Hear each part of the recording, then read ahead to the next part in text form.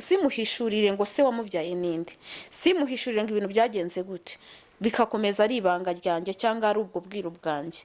Aho ngaho ashobora kuzagenda agahura na papa we, kandi na papa we nawe ntamuzi, ugasanga bagiye bafitanye isano ryihishe bo ubwabo batazi. Mu rurimi rw'amahanga zitwa pornography. Ubwo ni filime zagenewe imibonano mpuzabitsina.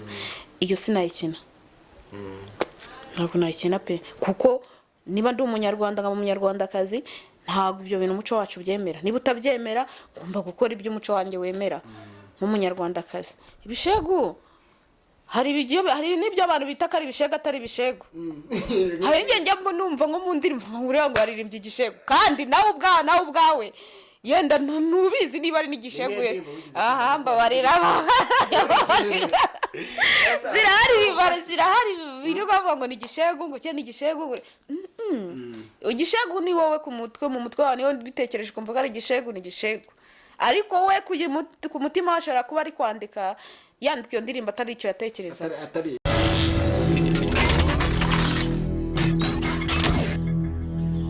Yes, reka nguhe ikaze ndetse nanagushimira wamaze gukora subscribe kuri GNTV, ndetse nanagushimira kuko wowe uri inshuti y'akadasohoka, kuko tubana umunsi ku munsi ugakurikirana ibyo tukugezaho, ndetse tukubwira nyamuneka we biremewe niba ubona hari ikintu ubona kuri GNTV bitagenda neza, we jya harya hasi kuri YouTube urabonaho nimero zacu, wowe twandikiye cyangwa duhamagare utubwire uti nyamuna kano kantu ndabona katameze neza, mushake kure mugakosora.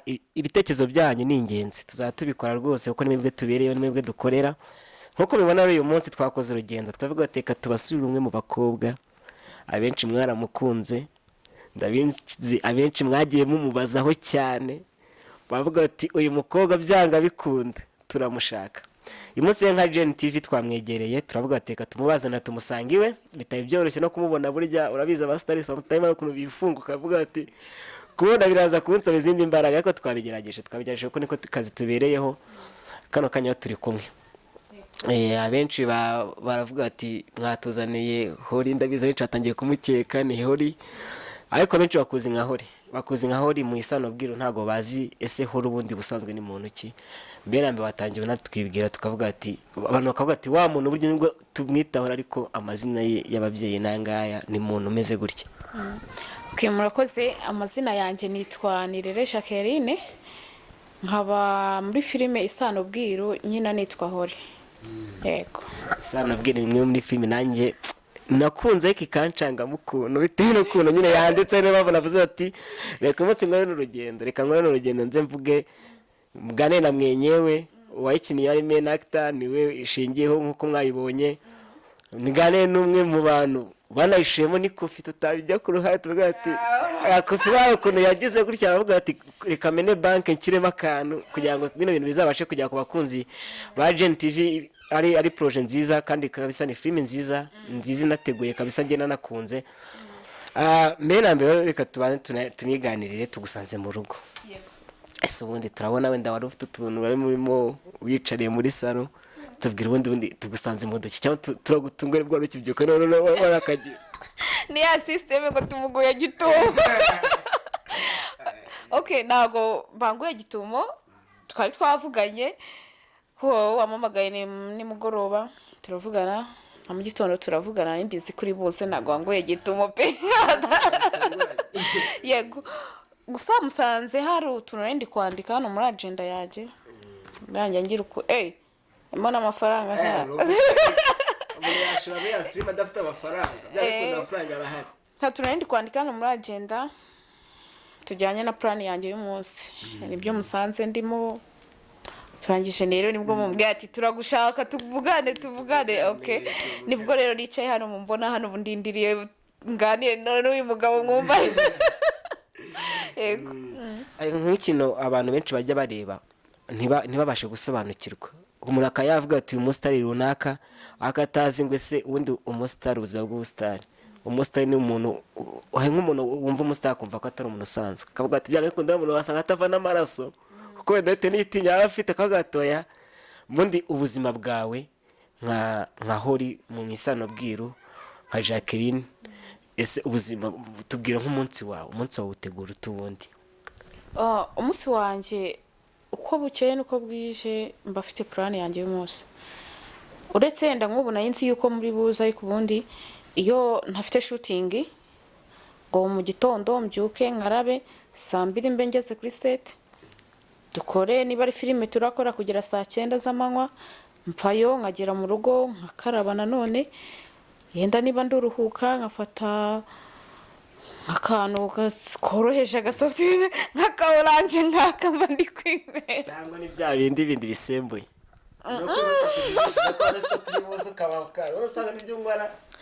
usanzwe ninywera ka orange ya cyane. twumvishe ngo orange ngo babandi bakimeze kwa kundi, nani ko kimeze no comment, ariko babandi bameze kwa kundi ntago nzi ukuntu bameze, asanga bizi kundusha. Burya ngo orange ni fanta yihariye ku bantu b'igitsina gore, hari abantu by'umwihariko bajya bakunda kuyinywa, wasanga wenda nawe nagafata kihariye kuko nagafata kari sweet kararyoshye neza, none iyo gakonjeho birushaho nta bindi birenze cyane n'ibindi wasanze ibyo bindi niwo wize ntago bizi. nkahori rero murabyumva, turimo kuganira bene mbere twagushimiye kuba watwakiriye iwawe, tukavuga ati reka tuganire nka GNTV, tugiye byinshi tuganiraho, mbese n'abakunzi. Ubundi hari ikintu benshi bajya bibaza bakavuga ati ese ubundi Isano Bwiro ni filime bakubonyemo unakinamo, ari wowe main actor, ari we filime wenda ishingiyeho. Isano Bwiro ni igitekerezo cyaje gute? Ese Isano Bwiro ni iki kintu cyaguteye kuvuga ngo reka nkore filime yitwa gutya? Tubwembere na mbere iki gitekerezo cyaturutse.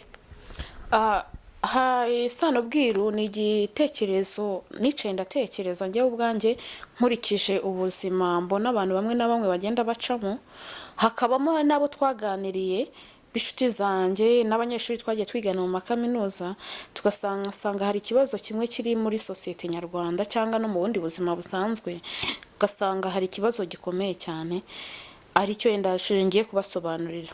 Nibwo nicaye nandika filime nyita Isano Bwiro. Impamvu navuze Isano Bwiro, nuvuga ngo iyo ijambo rijemo ubwiro ni ijambo ryakoreshwaga mu gihe cy'abami, bari abantu bari bashinzwe kubika amabanga y'ibwami, ku buryo uwo mwiru w'ibwami adashobora kumena ibanga niyo byagenda gute. Rero kuyita Isano Bwiro nagendeye kuri history y'abashuti banjye twiganye, ntago ari necessary ko namutangaza. Yari afite umuvandimwe wiwe ariko watabizi, kubera iki hari ibintu byateye by'iki gihe nyine, ukajya kubona uko umuntu ari akantu ahantu kerike bare nkuko yenda ashobora guhura n'undi mugabo runaka arubatse akaba yarya akantu, tukaba turabyaranye, iryo banga agiye kubika muri we yuko twabyaranye, swati umugore we ntarizi, swati umwana we ntarizi, ubwo umwana yabyaranye n'umugore we yenda wisezerana niko nabyita, ntarizi, nta n'umuntu w'umuvandimwe we cyangwa w'umuryango we n'umurizi. Bivuze ngo afite ibanga y'ubwira kuri we abitse. Nanjye twabyaranye mfite ibanga mbitse, nta wundi muntu uzigera amenya ngo se umwana nindi. N'umwana mbyaye nawe akwenda tutanajya wishaka kunsiga cyane kugira ngo tuze gusobanura kamwe ukundi, ariko wenda kugira ngo tubishye mu mvugo y'ubu tuzi twese, bivuga ngo uwo mugabo afite ihabara, we uburi nk'ihabara rye. Okay, niko ubundi no muri Bibiliya niko haba handitse yuko iyo uburi inshoreke y'uwo mugabo. Hanze no mu bundi buzima harabavuga ngo ni habara, haravuga ngo ni inshoreke, haravuga ngo nyine byitwa amazina menshi iyo ubyaranye n'umugabo utari usezerano kuri wowe, niko babyita benshi sinzi. Urumva rero hari igihe abika iryo banga, iyo ribitswe ku buryo nta muntu n'umwe uburize, nicyo bita ubwiro. Noneho kuyita Isano Bwiro, ni abantu bazava muri ubwo bwiro. Ese bafitanye irihe sano? Ahantu dusobanuye neza, ngo abantu bazava aho hantu ngo mu bwiru, ngo twe dusobanurire Isano Bwiro. Nyine nabanje gusobanurira ijambo ubwiro twabyumvishije, ariko ngo ushaka kuducanga ntabwo kumva iyo Sano Bwiro, tubwira iryo Sano Bwiro yino ushaka kudusobanurira. Ni bya bindi byabaye mbere byaje kuvamo iyo sano wenda abantu bakavuka kuri ba bantu dusobanure neza iyo sano ubwira aho nyine. Okay, ubivuze neza. Ni ukuvuga ngo yenda natanze urugero, uwo mugabo turamutse tubyaranye akabika iryo banga, aramutse atamenye se umubyara, ariko se we ashobora kuba amuzi, simuhishurire ngo se wamubyaye ninde, simuhishurire ngo ibintu byagenze gute, bikakomeza ari ibanga ryanjye cyangwa ari ubwo bwiru bwanjye. Aho ngaho ashobora kuzagenda agahura na papa we, kandi na papa we nawe ntamuzi, ugasanga bagiye bafitanye isano ryihishe bo ubwabo batazi. Ariko muri filime isano bwiru bizarangira tumenye ese isano y'aba bantu bari gukina muri iyi filime ni irihe, kuko umuntu wese uri muri iyi filime afitanye isano na mugenzi we. Haba icyo kintu nayo byari disco rya bikaze. No kuvuga ngo umuntu wese muri ya filime bazabana mu isano bwira afitanye isano n'umuntu wari wese uyikinamo. Ibyo bintu rero dusobanura ibyo bintu ko numva hari ukuntu bicanganye ukuntu. No kuvuga se bose bazaba bavuka hamwe, ese buri wese azaba afite ukuntu bavuka batandukanye kwenda bagira aho bahurira, dusobanurire.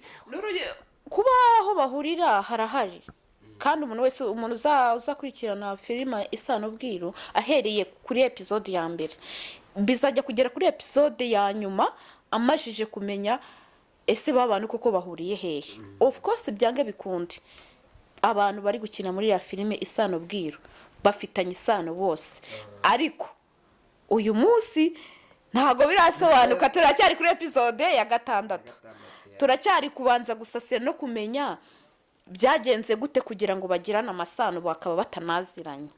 Nicyo ngicyo. Ubwo rero bivuga ngo ababyumva neza abakunzi ba GNTV mushonje muhishiwe bya bindi mwibazaga ibyo bintu, nanjye nibwo bwa mbere nakumva ko filime ishobora gukinwa n'abantu bose bakajyana amasano. Icyo kintu nawe ndashaka kuzayirangiza nkayireba, nawe nkubwira wamaze gukora subscribe ndetse nawe utarayikora, urumva ko ni byinshi uri gucikwa aho ngaho, urumva ko wamungane twaragusize bamwe tubakuza mukazashyirongi urakireza Nyabugogo, urumva ko ntaho twahurira. Twamaze kumenya ibyiza aho biri, nyamuneka nawe kora subscribe kugira ngo dukomezanye. Dukomezanye n'umutumirwa wacu Hori. Tumaze kumenya isano ko uwo muntu azamenya ba bantu bafitanye amasano. Ese ubundi ira filime iri kuri true story? Burya true story ziratandukanye. Hari igihe ashobora kuba ari inkuru yakubayeho cyangwa ari inkuru yabaye ku muntu wundi wawe, cyangwa se mo kimwe nk'igitekerezo uvuga ati wa ni ibintu bishobora kuba biba muri societe nyarwanda nyine, reka tubifate tubwire ni story yabayeho, ni story yakubayeho, cyangwa se ni kwa kundi uvuga ati reka ntekereza abantu muri rusange kuko ari ibintu bisanzwe bibaho n'ubundi. Aho ngaho mbajije ikibazo cyiza ariko ushobora kugisubiza muri kote ebyiri. Iyo kuvuga ngo ni true story kuko ufite umuntu wanjye byabayeho. Yes, yabyawe n'umubyeyi nawe, ariko kugera kuri iyi saha byaje kurangira ari kumwe n'umuvandimwe we atarabizi.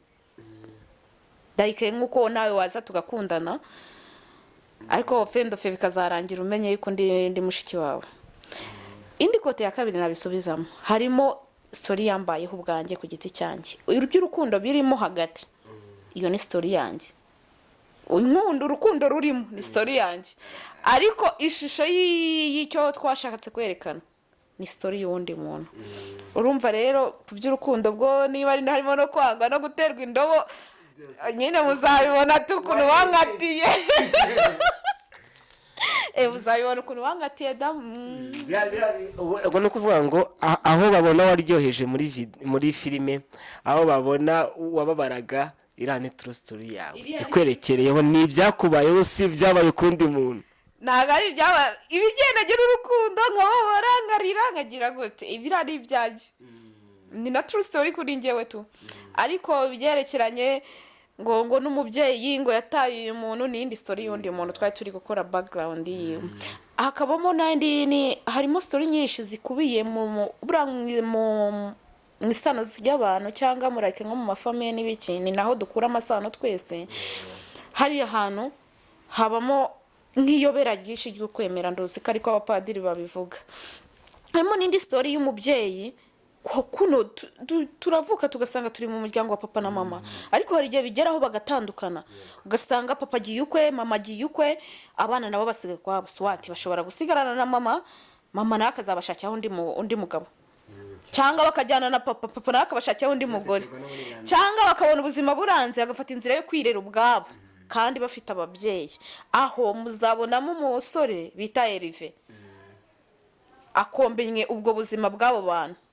Ese umwana basize abo babyeyi bikangombwa ntagiye kuri mama ntagiye kuri papa abuze hose kandi agifite ababyeyi, ese birashoboka ko ashobora gukomeza gukunda ababyeyi be?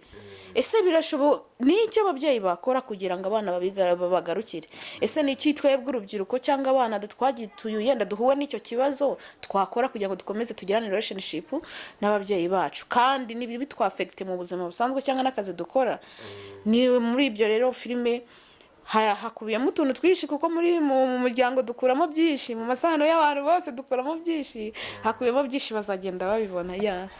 Bazagenda babibona rero babyumva ko neza ko nawe utarareba iyo filime ukireba kino kiganiro kano kanya utarusanzwe wenda warakoze subscribe urumva ko ibyiza biracyahari. Tugeze kuri episode ya 6 kandi filime ikomeza, nimurayikunda tuzayikomeza paka muyirambirwe. Urumva ko filime ifite ibintu byinshi ibabikiye babantu mama mushaka gukuramo ubutumwa message irimo. Ari nayirebye rwose mani filime iteguye. Ariko mbere na mbere ari ikintu kimwe nshaka kwibaza muri iyo filime. Nibyo watubwiye ko ibyerekeye n'urukundo ni story yawe, ibitekerezo n'urukundo si ibyawe kuko ni by'abandi nyine wakiniye, nkuko umuhanzi nyine ashobora kwihanja cyangwa ahangira n'abandi. Abandi zana biriwe nabone abahanzi baririmba burya ntibazakubeshya ngo umuntu aririmbye akaririmbo k'urukundo kababaje ngo cyangwa gashimishije hajya abagiririmbira cyangwa aririmbira abandi. Baba byabikunda igihe umuhanzi we yirasaho cyangwa. Ariko turashaka kumenya mbere nyuma yuko wenda ubwo buzima ngewe wenda ngo turagera kuri episode nyuma ngo tumenye ngo se ubuzima bw'urukundo abayemo bababaje cyangwa barashimishije. Ariko reka dufate zino kote wenda nyuma y'ubwo buzima wenda wakinnye muri filime Isano Bwiru, nyuma yaje kubona umukunzi. Ese nyuma wa mukunzi wenda yakinye muri Isano Bwiru bazanakina wenda n'abantu bazakurikirana Isano Bwiru bazabona niwe bakomejanyije. Tubwiye mu Isano Bwiru nyuma yo kushyamo iyo nzira y'urukundo, nyuma yaho byaje kugenda gute mu buzima bwe buri prive bwawe busanzwe? Tubwiye ati nyuma y'Isano Bwiru naje kubona umukunzi wenda impoze y'amarira narize mu Isano cyangwa se mo kimwe byawe kunda muri ya Sano Bwiru hari urukundo naje kuruparekete no kubona ababajwe ibyaga ikunda turashaka kudusana abantu kugira ngo na wa muntu n'umudukurikiranye kano kanya ati wa muntu urya byaje kumugerekera gutya nyuma yaho ntihayirangwa n'agahinda cyangwa se ibyishimo byarakomeje. Icyo kibazo ko gikomeye gusa nyuma yaho ubu ngubu ntago nahita amenya neza, nta mukunzi ndabona mu buzima busanzwe. Yes, ariko muri filime ho ndabufite. Murabyumva neza rero nta mukunzi afite muza musanzwe. Nyamuneka nawe wamwikundiye basi ndaza kuguha pass ndaza kubwira aho wamusanga. Twebwe dutanga n'abageni, twebwe turatanga burya umuryango ifite uranatanga. Ntago burya twebwe umuryango batwishe kutayibisambo nabo twimana dukomeza ikiganiro cyacu.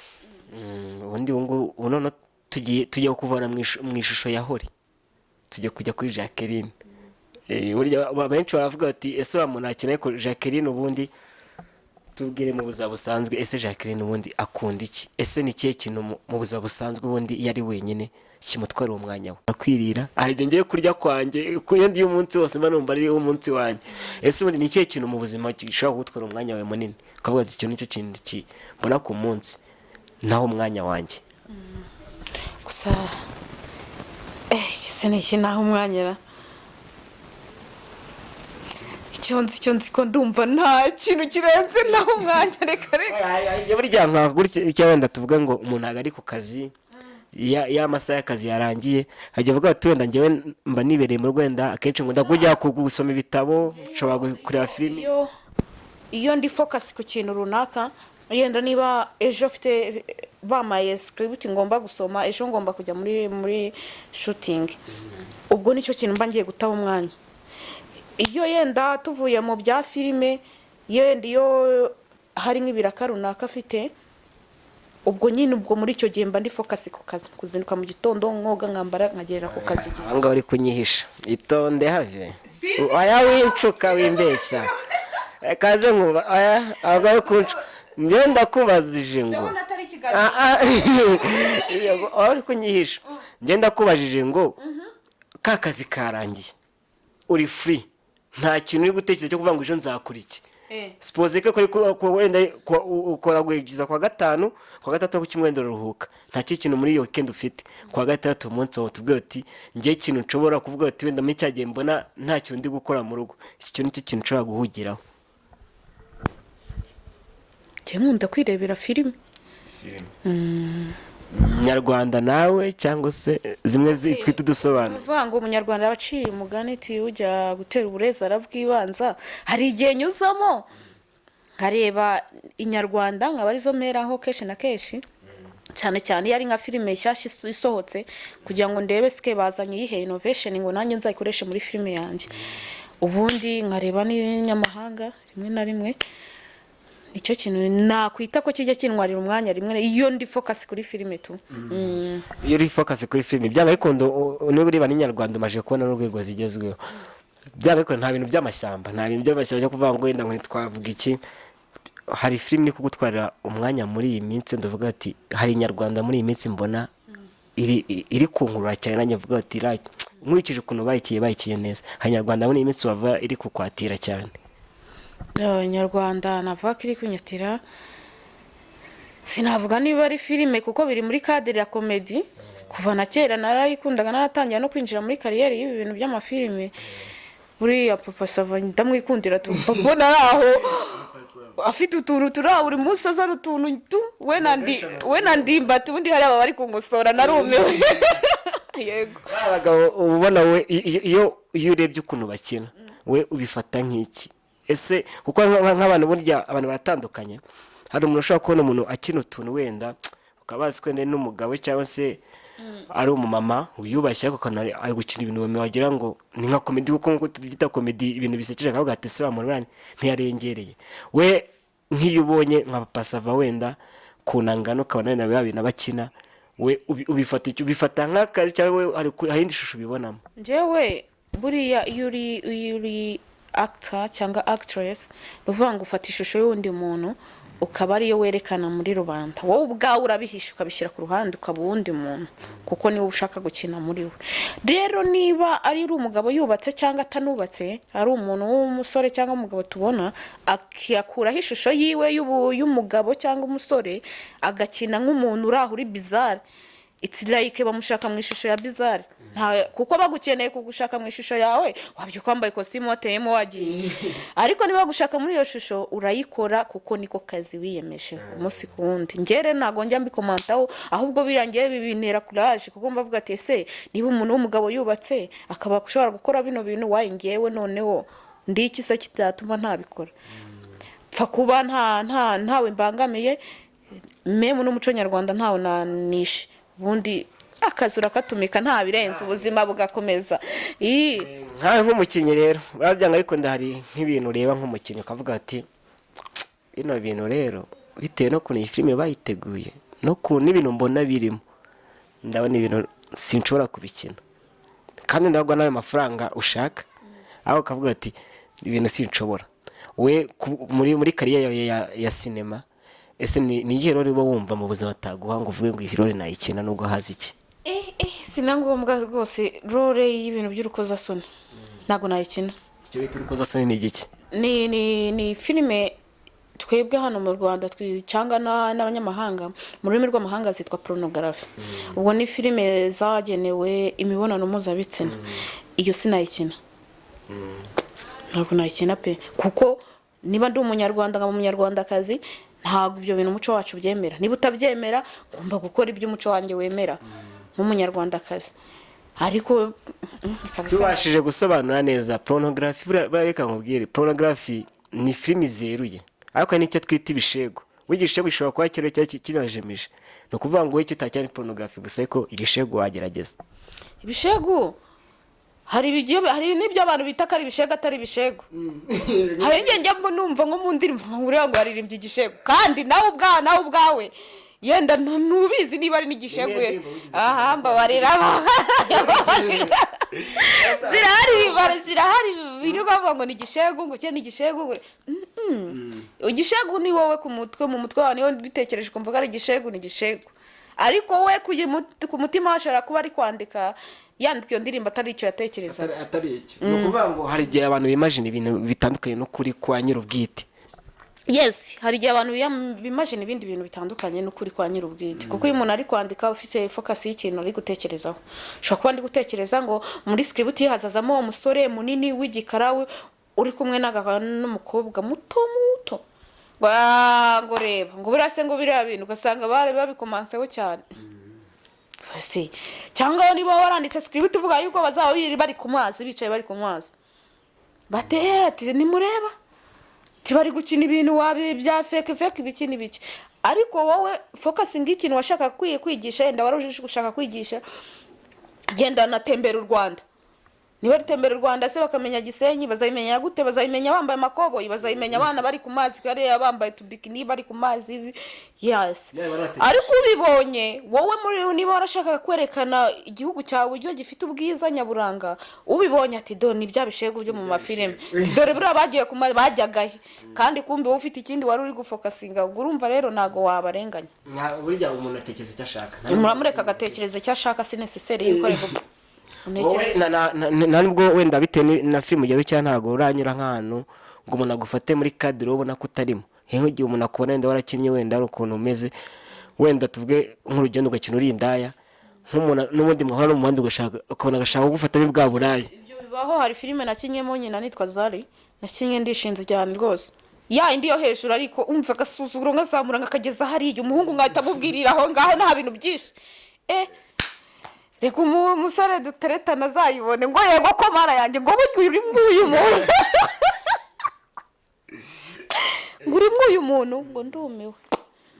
Ubwo umwanya byantwaye kugira sobanure byagutwaye igihe yewe turize byihorere icyuya kiramanuka gutya ati reka ati ni filime gusa teferana nabasanzwe wankoma ndende nawe ni uriya mugabo waramukomye ati biriya bintu sinabyihanganira ari njye. Ubwo rero urumva abamfashe mu yindi angere itari ngombwa yuko yakamfashemo cyane, kuko hari n'abakinnyi ba filime twagiye twumva wenda bagiye bajyana n'ahantu kumva ngo umuntu ngo aramubonye kubera ko akina ari umugome, kumva ngo arasohotse nk'ahantu yayamo guhaha, kuvuga ngo kubera ko mbonye kanaka nsohoke. Nyine hari igihe umuntu agufata muri kadere, ko burya icyo twabwiye abanyarwanda badukurikiranye kano kanya, burya umuntu gukina filimi abakina ubuzima bw'abandi bantu. Hajya akina ibyo bintu atari ko ateye, hajya akina n'uwo mutima mubi wenda nta n'uwo wagira mu buzima busanzwe ari umuntu. Burya umuntu akina kugira ngo yigishe abandi uko abandi bameze. Ntare ingore uriya mu mama akinaga ni ntare ingore, abantu bari basigaye bamubona akamutinya ati mbega umugore we. Ariko niba hari umuntu mwizubaho niwe kabisa, muraciringa mukaganira basi ni wa muntu wakinye ntare ingore. Kuko isohoka nigaga muri segonderi izikari narigeni turabugure yanakwica rero namutinya. Ariko bwa mbere muduhura naravuze ati yo se niwe banza kwigira hirya nza gusanga hari hamboto. Okay, wenda tujyana tunagana ku musozo w'ikiganiro cyacu nkuko twari twakugenda kugira ngo nawe tukureka tutabizi abasitari mama afite ibintu byinshi muhugiyemo, wasanga ari n'agashe kugiye gusinya mu kanya, nta wamenye ugiye gusinya twa dukontra duhoraho. Burya akazi niko ka mbere. Hari umuntu wenda ntabwo tukwaza muri kadire itari yawe, watubwiye ko mu isano bwiru tunayanzuraho hari ikintu wavuze ko harimo ubuzima bwawe nubwo buriya babibona ko harimo n'ibyakubayeho ku giti cyawe. Tubwira ubundi Jacqueline, watubwiye ko nta mukunzi ufite, ubu ngubu bivuga ngo buri muntu wese uri gukora icyo kiganiro igitsina gabo yemerewe kwibariza izina rwose na nimero. Wowe wandika ajya hasi muri komantere ngo ati nimero z'uriya mukobwa ndazishaka, ngenda ndatanga pasi uyu munsi nditangira. Ahubwo tubwire buriya nka mu buzima busanzwe tuvuge nka Jacqueline atari nka Hore, ubundi tubwiye ugiye gukunda nk'umuhungu, ni iki kintu cya mbere wareberaho cyose, ni iki kintu cya mbere wavuga ati iki kintu cya mbere cyankura ku muhungu numva ko tugiye kujya mu rukundo, kugira ngo dukurikiranye ishaka kwiteretera azavuga ati nyamuneka umukobwa n'umushe yikundira umuntu umeze gutya kandi simbyujuje. Hari ibintu abasore bihaye ngo hahiye nduzi ko ari hahiye yego nyine ni system za gisitari bisanzwe, ariko ubundi niba ugiye gutereta umuntu watereta umusitari utatereta umusitari wateretswa n'umusitari utateretswa n'umusitari icyambere cyagomba kuba ari umuntu uvugisha ukuri kuko ukuri twese tuguhuriyeho yari umuntu uvugisha ukuri uko yaba ameze kose akaba ari umuntu usenga uko yaba ameze uko ariko kose ibyo bintu iyo bikombinye ari bibiri bivamo umuntu umugabo cyangwa bivamo ikintu gikomeye cyane bivamo umuntu ukomeye cyane kuko umuntu ushobora kuguhisha ukuri nta nubwo yanaguharanira yaharanira ko nawe ubundi muntu w'ingenzi kuko abagikorera mu kinyoma nyine ngiye rero umuntu nimba numva nifuza ni umuntu ukoresha ukuri umuntu usenga umuntu ukora cyane kugira ngo tugire icyo tugeraho ntitaye kugira ukaravuga ngo yendanga ama office n'ibiki n'ibiki icyo ukora cyose pfa kuba kigutunze cyangwa kikaba cyadutunga ibindi bigenda biziraho ku ruhande ku mugani ibindi tuzabyongerera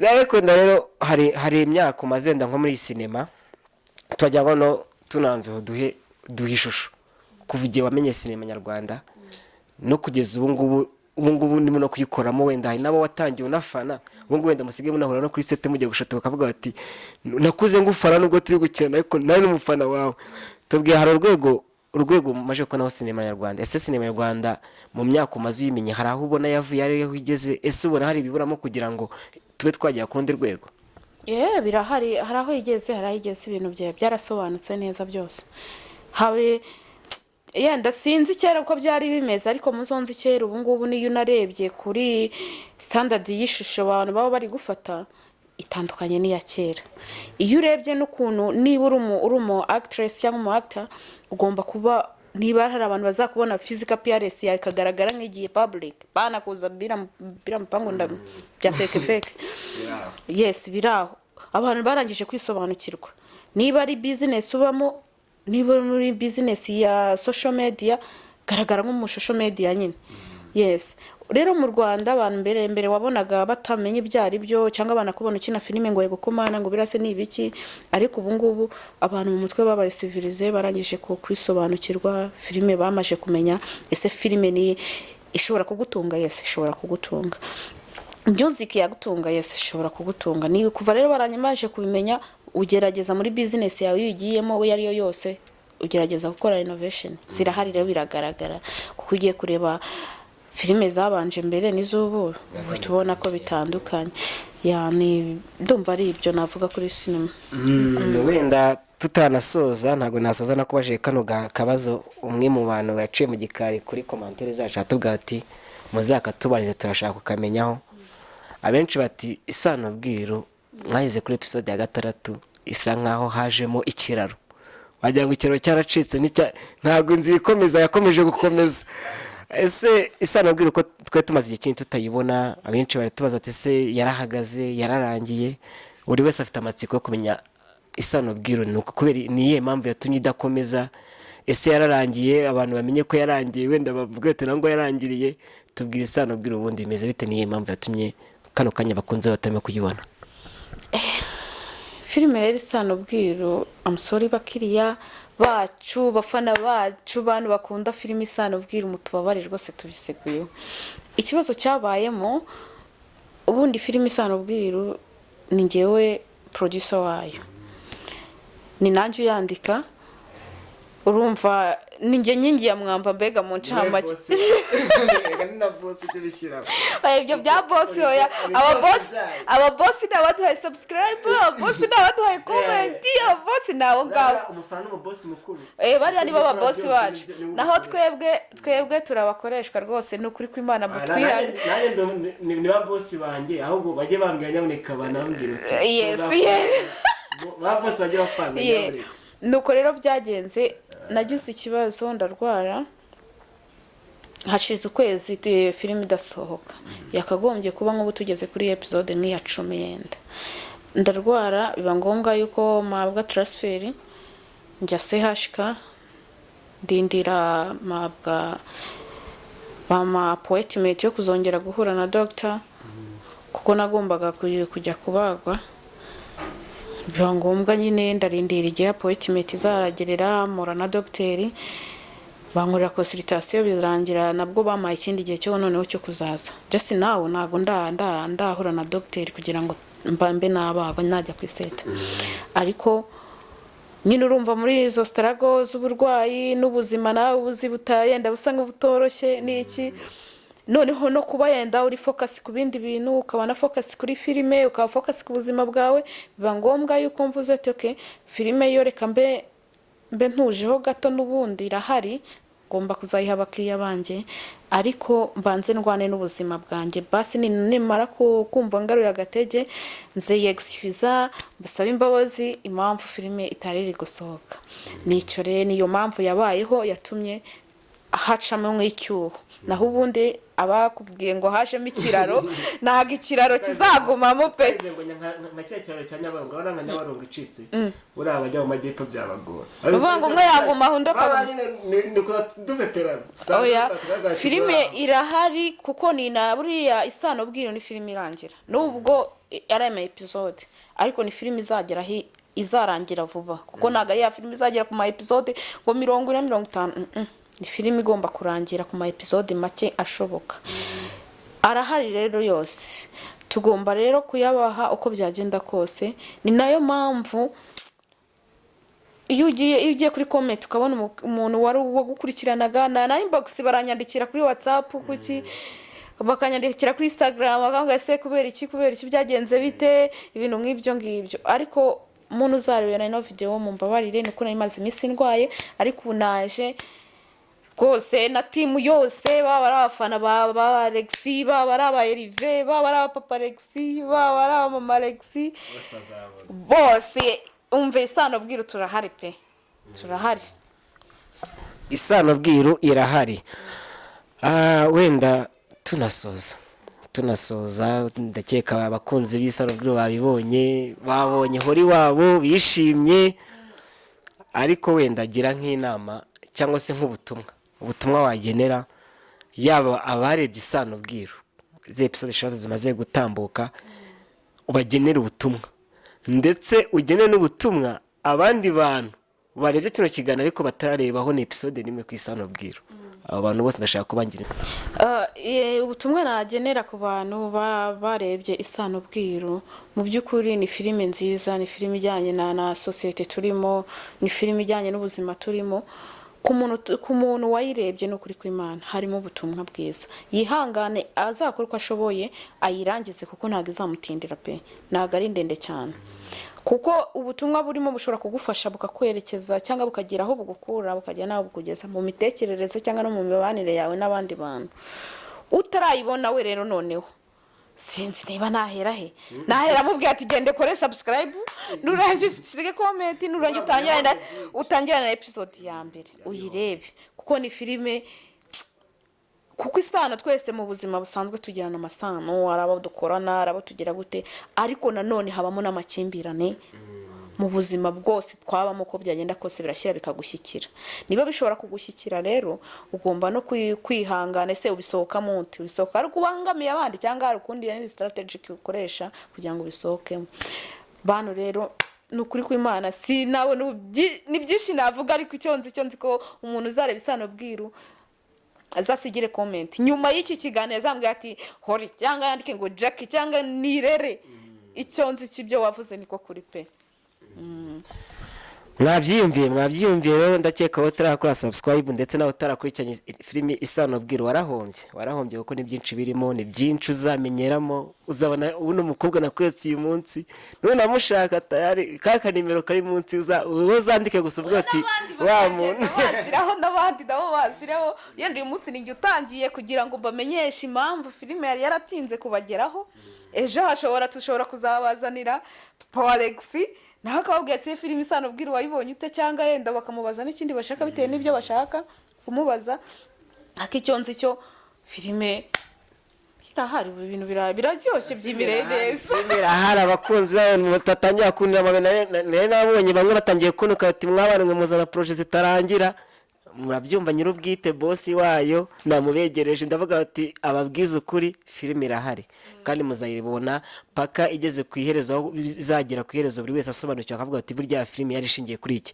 rero ndagusabye nyamuneka kora subscribe kugira ngo ujye ubasha kudukurikirana umunsi ku munsi, ndetse nkubwira wowe utarayikora uri guhomba kuko ibyiza byo biri imbere. Gen TV turagutegurira byinshi byinshi byinshi byinshi, ndetse dufatanyije namwe turabizi ko byose tuzabigeraho. Reka ngushime rero, ndetse nanagushimira ko warabaye inshuti y'akadasohoka ya Gen TV. Nanashimira umutumirwa wacu uyu munsi ni Jacqueline Hori, wakoze cyane kuba wawe ni Hori urega Hori yarekunuka kajya kancanga gati ni Jacqueline ibyo bisa ngo ni Jacqueline bisa kujya mu kindi gihugu ntabwo njyana umunyarwanda niba njyana ni Jacqueline. Yes, reka turashimira mwakoze cyane, turababwira ko ibiganiro byacu byo nakagaruka mujye kuza mukurikirana benshi bakiri mu isano bwiru, muzatubwira namwe mujye muri commentaire mutubwire tubutaho turashaka ko tuzana kana bakiri mu isano tuzamubazanira ibyo tubereyeho tuberayo ku bwanyu, ndetse n'indi biganiro bitandukanye muzamujya mukurikirana ahangaha. Twe tubabwira ngo turahari ku bwanyu kandi ibiganiro byacu nakagaruka. Ciao ciao.